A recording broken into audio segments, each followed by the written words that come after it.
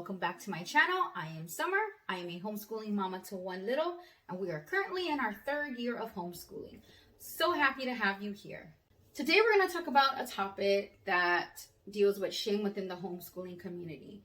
Now, I'm not talking about the outside world shaming us for homeschooling our children.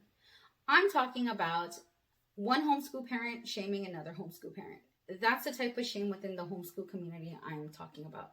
And if this makes you feel uncomfortable, if it offends you, if it's an unpopular opinion, then please, by all means, go ahead and just skip over this video, because you need to do what's best for you. And that also includes the information that you consume, off of the internet. And that's totally fine. No harm done.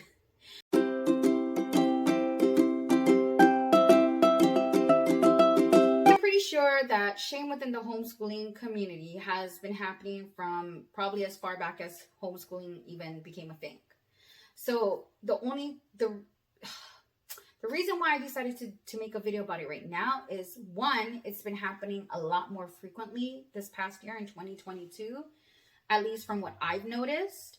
It's been happening in person. I've actually seen homeschooling parents shame other homeschooling parents in person, not within my personal homeschooling group, but I've seen it. And I've also seen it happen a lot online, because let's face it, when people get behind their keyboards, they all of a sudden become keyboard warriors, right? And then the second reason why I decided to film a video about it is because I personally know someone, I have a friend who was shamed about how she homeschools her child just a few months ago, and it actually almost discouraged her from wanting to continue to homeschool her child. So let's start off at 2020. 2020 was a shit show. We're going to call it what it was. That's what it was for the whole world. People lost their lives, their loved ones, their friends, their livelihoods, their homes, their businesses, savings, everything. And you would have thought that after going through something like that, people would be more empathetic and more compassionate towards one another. A lot of parents, especially, they were forced to journey down a path that they never thought that they'd ever take. And that was either distance learning, becoming the facilitator for that for their children, or actually becoming their child's homeschool teacher completely. So a lot of parents did not see themselves doing that ever. Prior to COVID, we did taught school our child at home. We did a lot of Montessori homeschooling at home. And I always knew in the back of my mind that I would probably send my child to a traditional school.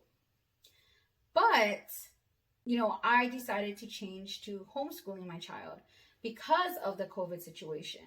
And it was not because of the pandemic itself, but because of the welcome that I saw from most homeschooling parents online, especially on YouTube, towards those parents who are just thrust this new world of schooling or facilitating their child's education at home. It was the camaraderie, just the energy that I saw online and also in person within the homeschooling community. Everybody was trying to help these parents navigate these new waters of home learning with their children. And it was just beautiful to me. So that was 2020, right? But fast forward to 2022. Schools are open. Public, private, charter schools, they're open. People are sending their children back to school. Okay, they're doing what's best for their family and sending their children back to school. And you have some people who decided to keep their children at home because they fell in love with the homeschooling, lifestyle. But the way that they've decided to homeschool their child has been shamed. And that's what's happened to this particular friend I mentioned. She decided to keep her child at home, where she felt safer to keep her child at home, to homeschool. But she also works from home. And so that requires, time for her to be at her computer and working so that she can make a living for her family, right?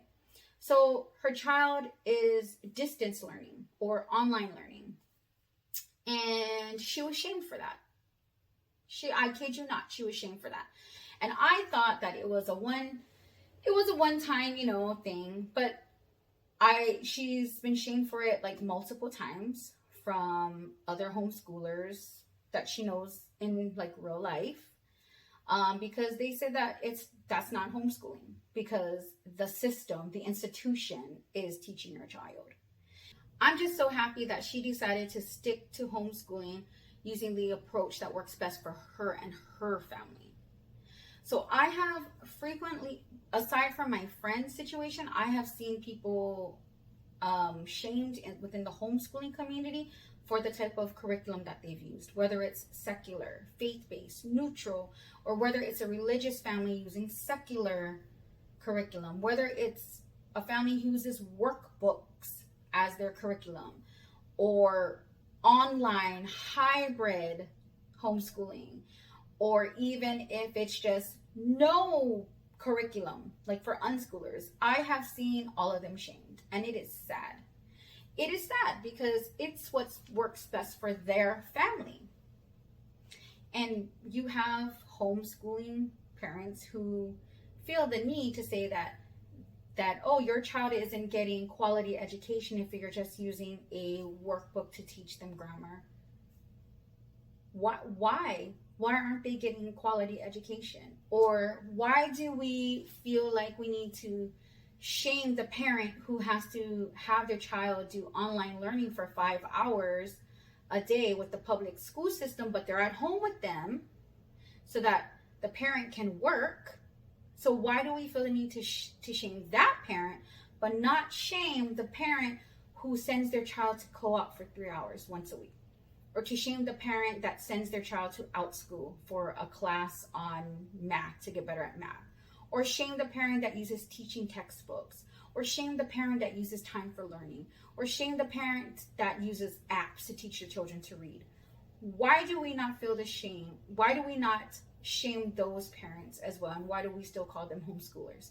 But yet, right? Like we don't do that. We don't blink an eye if a parent has to outsource a subject for their child who they homeschool for most of the day.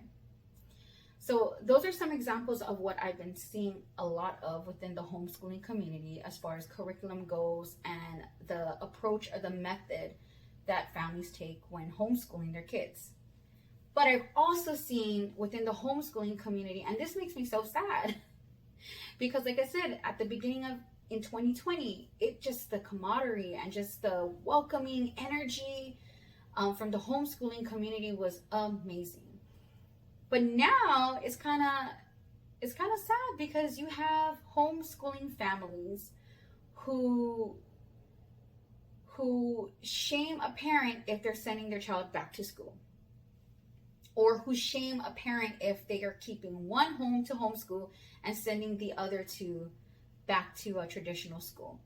You hear them saying things like, oh, like, why would you ever want to do that? The school system is broken, the school system is this, or the school system is woke, or the school system isn't going to teach them this, or how to be good, faithful, religious people, or they're reading books that are bad, and all this kind of stuff. I've heard in person homeschooling families telling other homeschool families things along that line.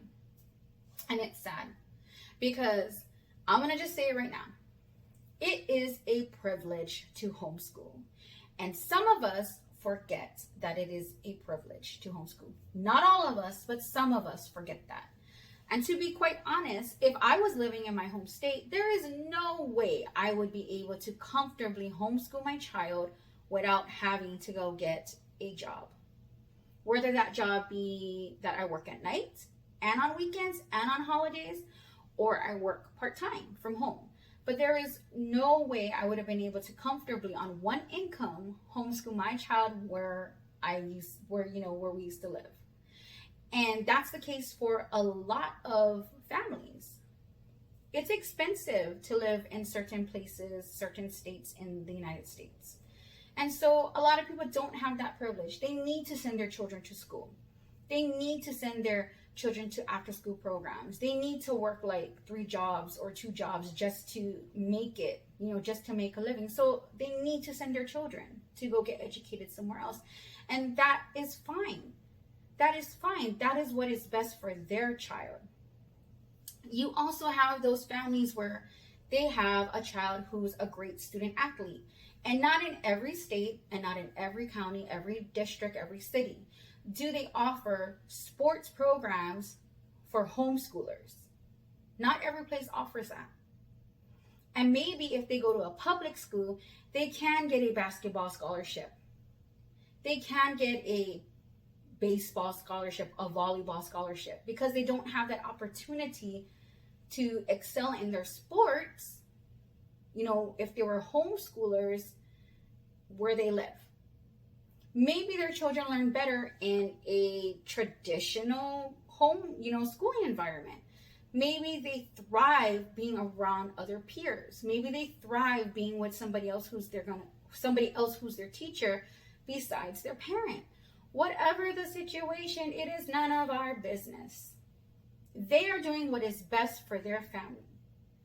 And everyone's financial situation, everyone's life situation is not the same as ours.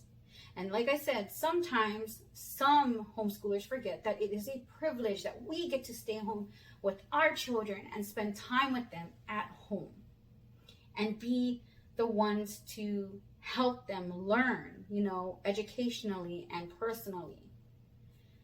So I guess what I'm trying to say is that for those of you who have shamed other homeschoolers, please stop. Because we're all just trying to get through it. We're all just trying to get through this thing called life. And we all need to be more kind to one another. We need to remember that kindness goes a long way. And that also includes in our homeschooling community. Homeschooling, we're the black sheep. At least that's how I feel sometimes, And we only have, we have each other. We have each other to lean on, to get advice from, to get encouragement from. So why are some of us bringing down each other? We shouldn't do that. We should be welcoming one another. We should be encouraging one another. And if you're a homeschooler who has been shamed, please don't let that discourage you from continuing your journey, okay? But if you have, and if you decide that this isn't